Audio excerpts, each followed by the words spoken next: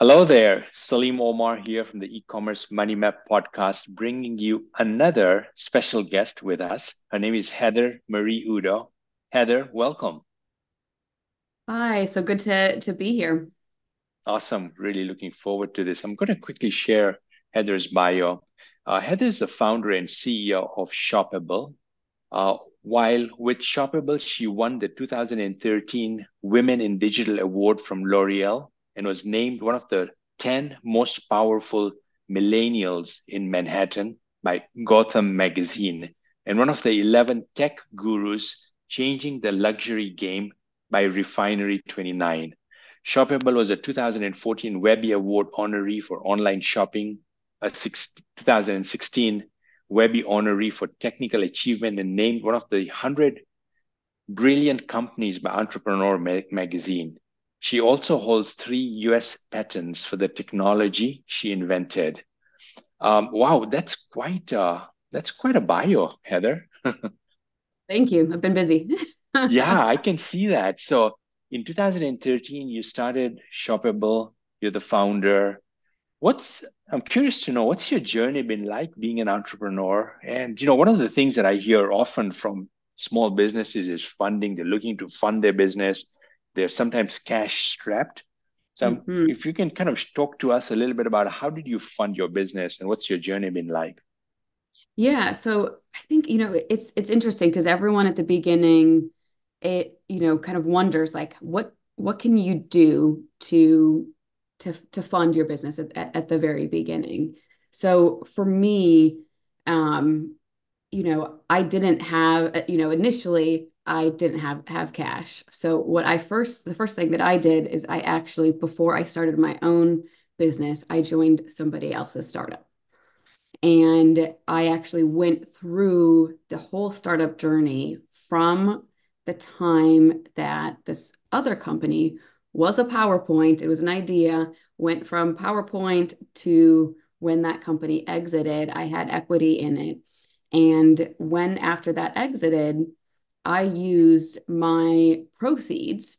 And instead Mhm. of going out and buying a fancy car, buying a condo or whatever anyone else would be doing with a shopping spree, I actually used that to initially fund my kind of first prototype of my business. And Yeah. that gave me, that that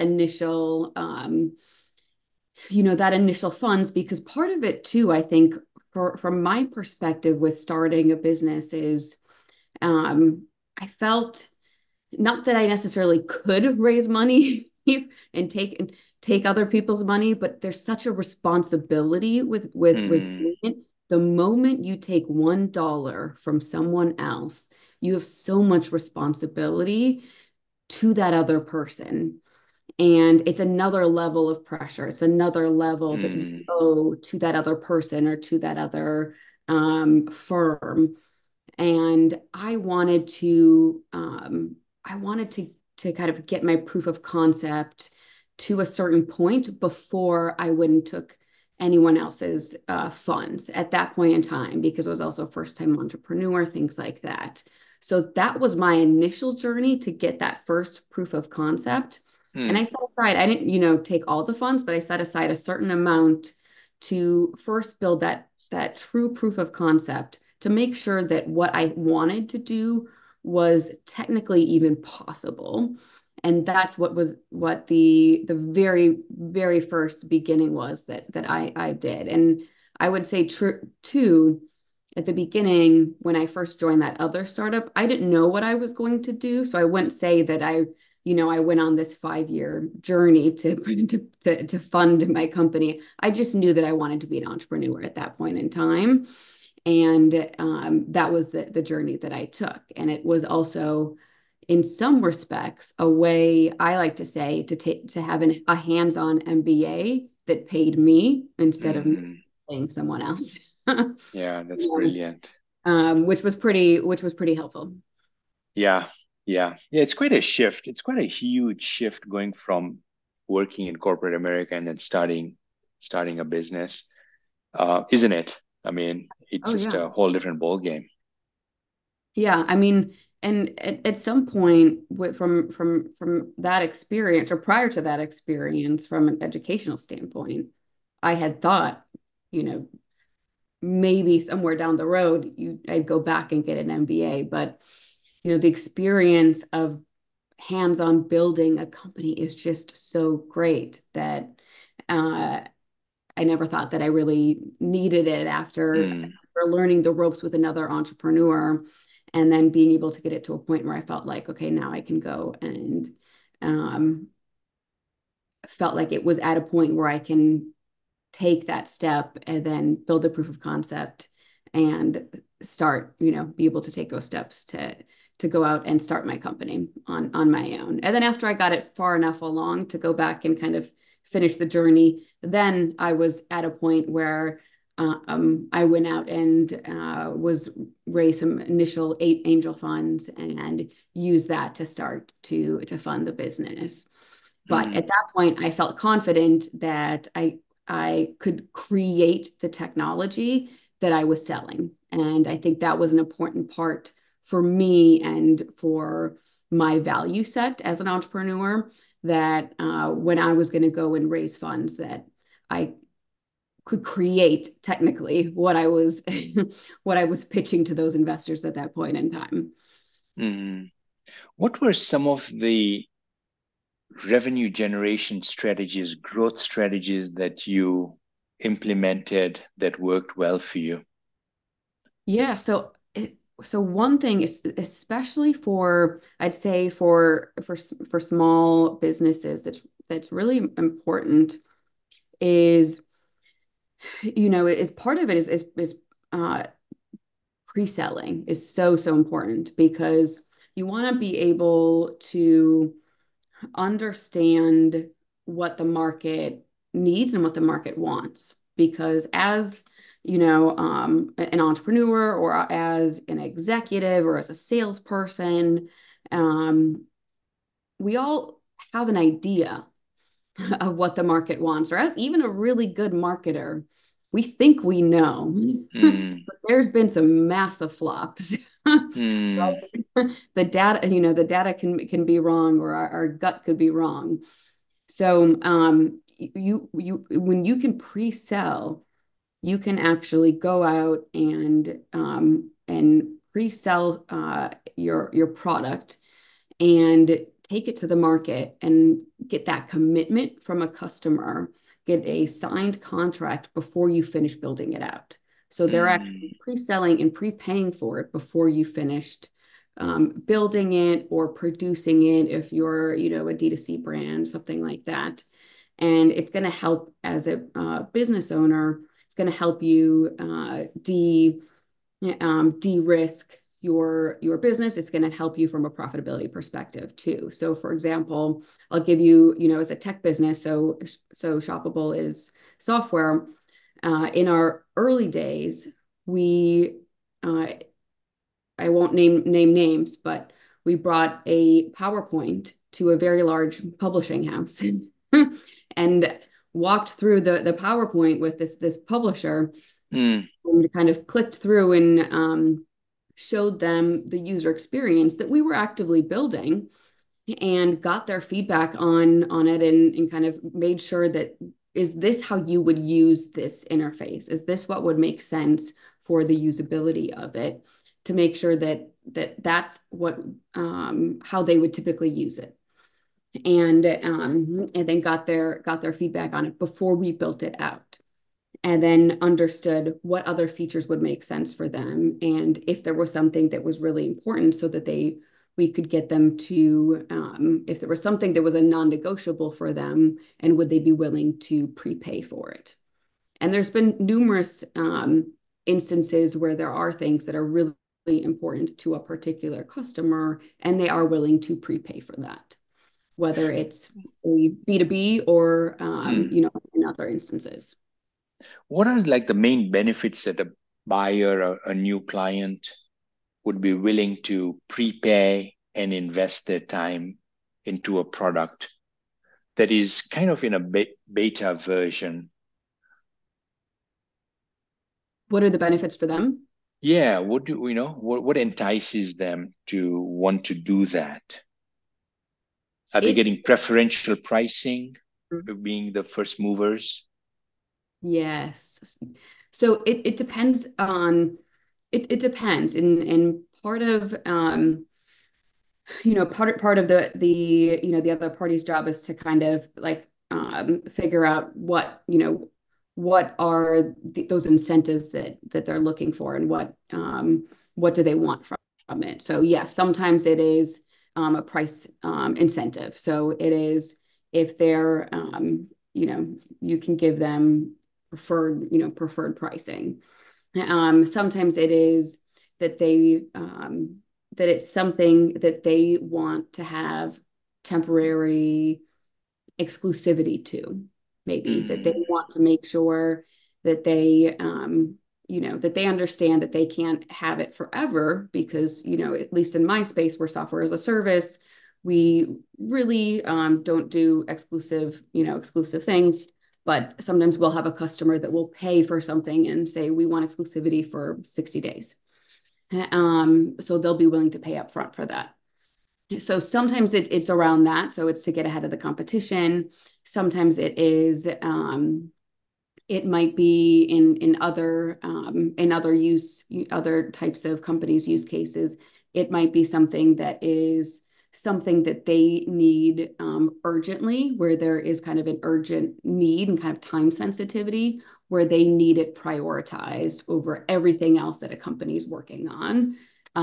So mm. they'll pay extra for it. Might be something like that. It kind of depends, but it's really important to kind of listen to that customer and be able to pull out those specifics, and then find a way that you can price that out. Yeah, yeah. I really like your what you shared about pre-selling. It's really, in my mind, it is a mindset thing. It's how we show up. Wherever we are in the entrepreneurial journey, we can be established, a mature company, but I think it's really coming from that standpoint of we're always innovating, we're always very client centric to find out what is it that they want, because they change their needs and wants may change, right?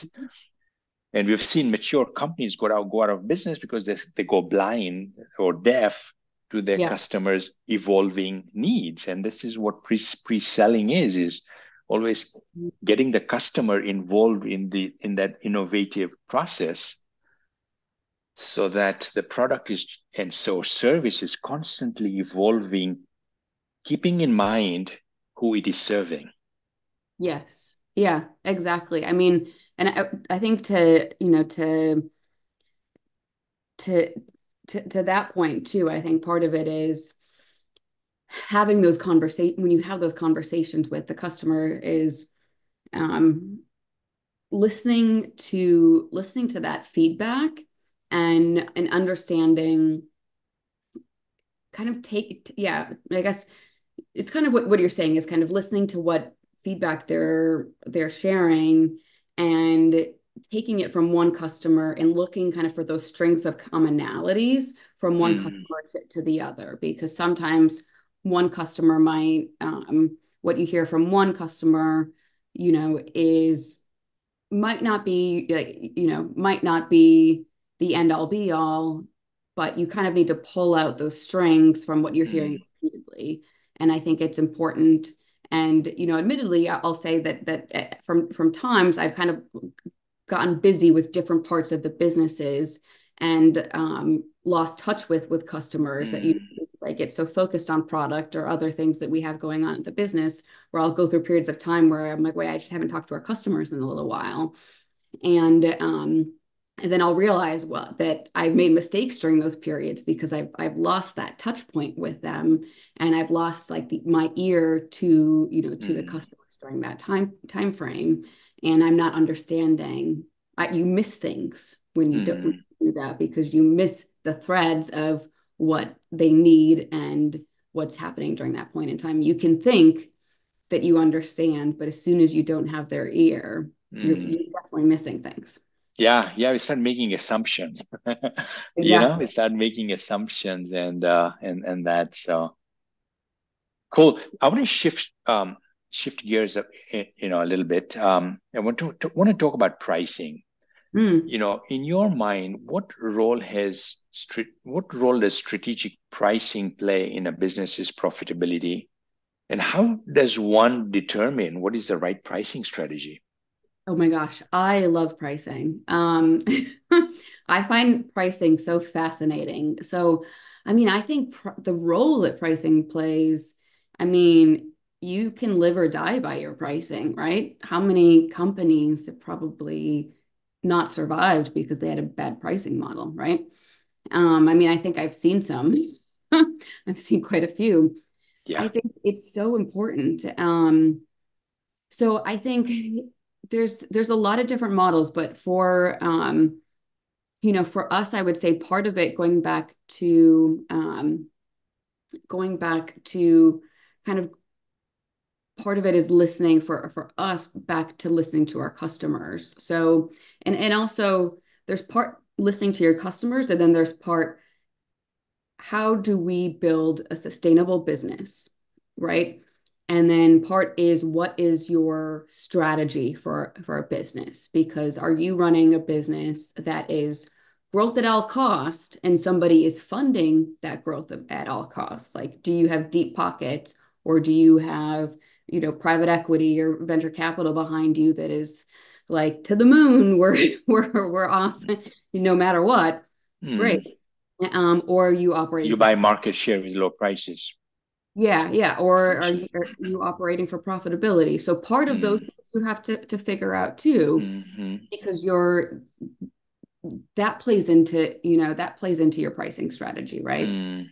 Um, and those were things that I had to think about with how I was structuring things with Shoppable too, because we have been operating for profitability from the beginning too.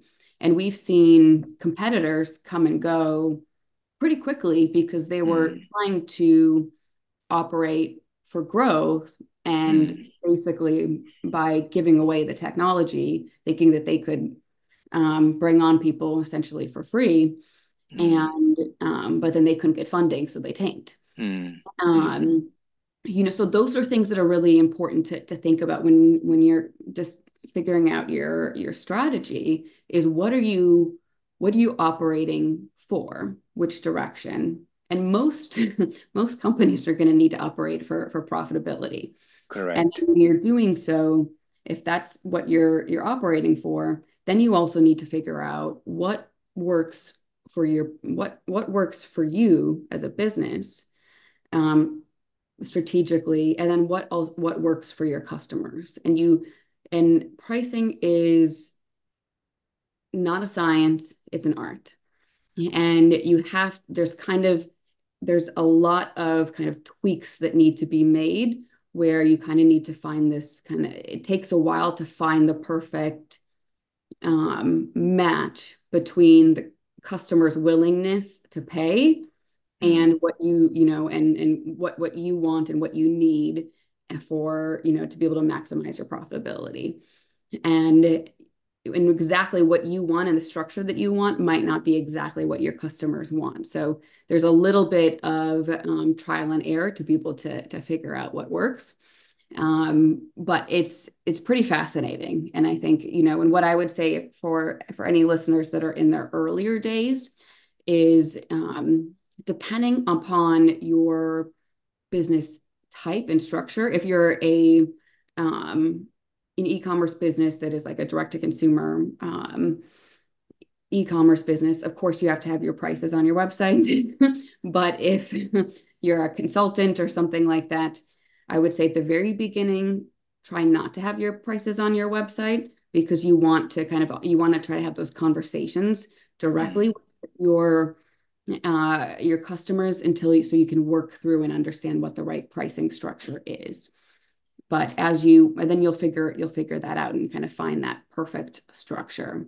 Um, Other things around pricing, recurring revenue. Again, if you're Mm. not a D2C e-com, recurring revenue is typically going to help maximize profitability.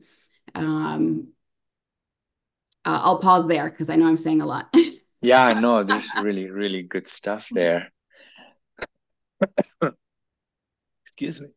Yeah, of course. Like I said, pricing's a very exciting topic. It is, and it's it's got a direct impact to the top line and the bottom line. Yeah, for sure. It's one of those things. I mean, it's one of the most important things I think there is when it comes to, a P&L or profitability growth is pricing. Yeah. And a couple of things like come to mind for me when you were sharing this. One is, it kind of goes back, circling back to what we started off talking earlier in this interview was pre-selling.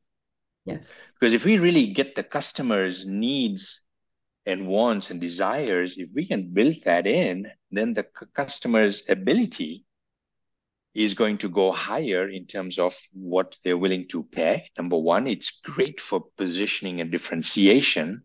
Mhm. So it helps the product to stand out. It becomes a purple cow, which is what we want. We want the thing to be noticed, right? So, I mean, I really just kind of see that correlation of get the customers involved so that you can be talking about, if it's a product that's appealing to them, they're going to be willing to pay more. And then it's going to differentiate you from everything else that there is.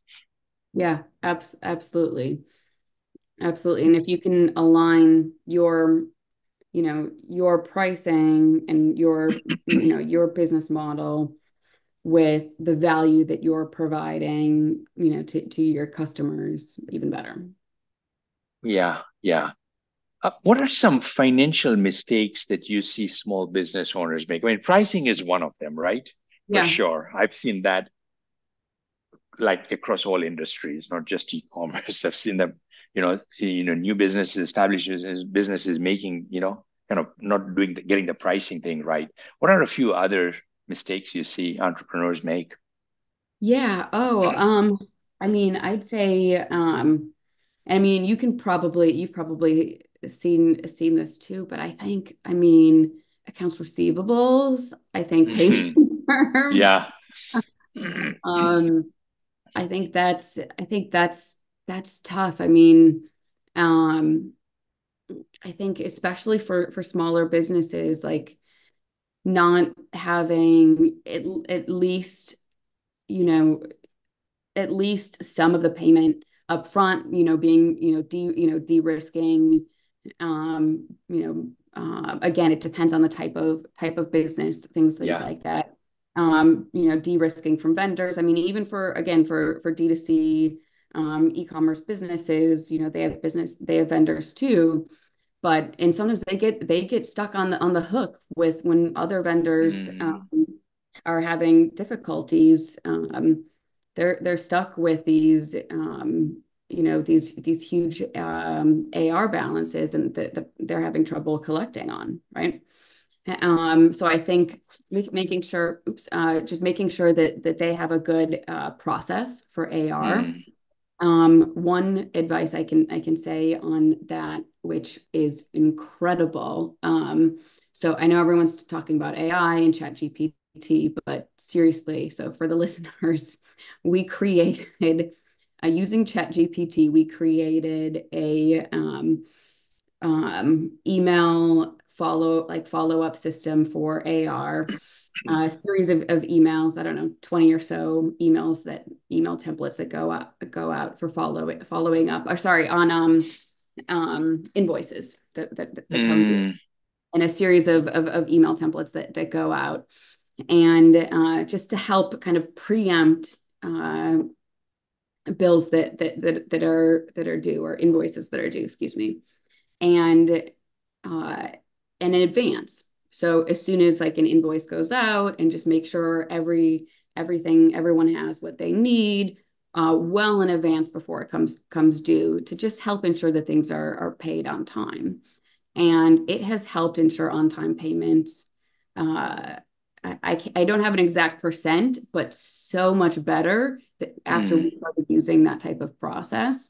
So I think things like that really really help. But what I see, I also do help coach first-time founders Mm, once a week, and that's something that I hear a lot of other founders are having issues with is kind of collecting, being able to collect on some of their invoices and things like that is kind of a common mistake too.